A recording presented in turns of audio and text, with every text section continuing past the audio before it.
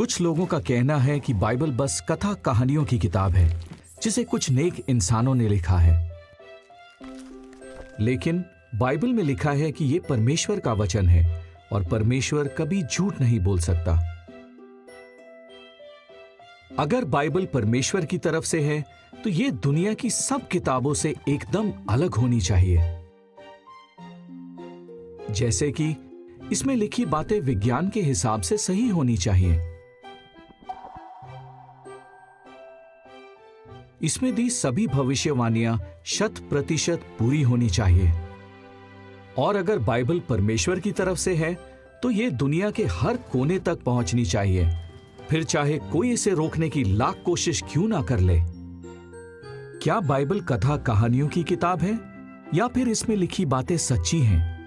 आइए कुछ सबूतों पर गौर करें जो दिखाते हैं कि बाइबल एक अनोखी और भरोसेमंद किताब है। जब बाइबल लिखी गई थी उस वक्त लोगों को पृथ्वी के आकार के बारे में बहुत सी गलतफहमियां थी। बाइबल के लिखे जाने के बाद किसी ने लिखा कि यह विश्व एक अंडे से निकला है और पृथ्वी अलग अलग जानवरों पर टिकी हुई है। लेकिन आज से करीब 3500 साल पहले मूसा नाम के एक व्यक्ति ने बाइबल में लिखा कि पृथ्वी बिना किसी सहारे लटकी हुई है।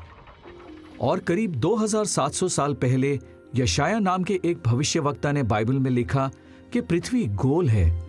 इन लोगों ने जो लिखा वो उन बातों से बिल्कुल अलग था जो उस जमाने के लोग मानते थे।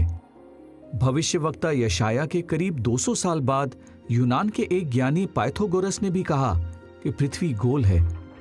मूसा के करीब 3000 साल बाद आइजैक न्यूटन और दूसरे वैज्ञानिक इस नतीजे पर पहुंचे कि धरती बिना किसी सहारे के लटकी हुई है।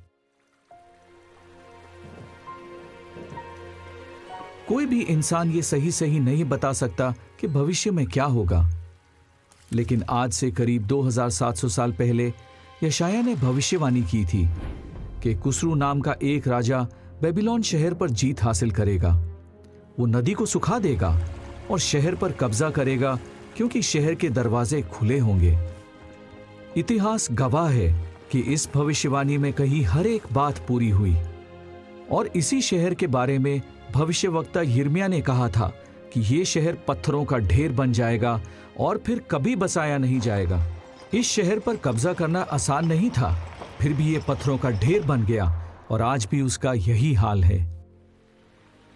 रुतबेदार और ताकतवर लोगों ने हमेशा से बाइबल के अनुवाद और उसे लोगों तक पहुंचाने के काम को रोकने की कोशिश की। उन लोगों को जिंदा जला दिया जाता जो बाइबल का आम भाषाओं में अनुवाद करते थे और उसे पढ़ने वालों पर जुल्म किए जाते।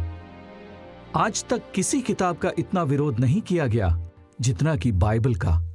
फिर भी इसका सबसे ज्यादा भाषाओं में अनुवाद हुआ और यह सबसे ज्यादा छापी गई किताब है। 2700 भाषाओं में करोड़ों बाइबलें छापी गई हैं। बाइबल में लिखी बातें विज्ञान के हिसाब से सही हैं। इसमें दी भविष्यवाणियां पूरी होती हैं और हर कोई इसे पढ़ सकता है।